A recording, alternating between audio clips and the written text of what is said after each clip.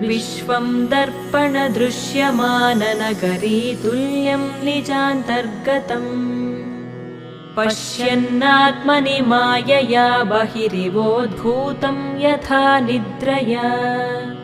यः साक्षात् कुरुते प्रबोधसमये स्वात्मानमेवाद्वयम्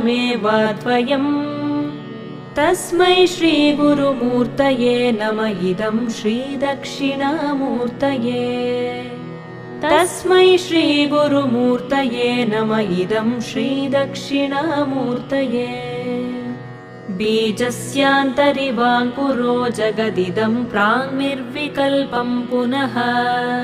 मायाकल्पितदेशकालकलना वैचित्र्यचित्रीकृतम् मायावीव विजृम्भयत्यपि महायोगी वयस्वेच्छया तस्मै श्रीगुरु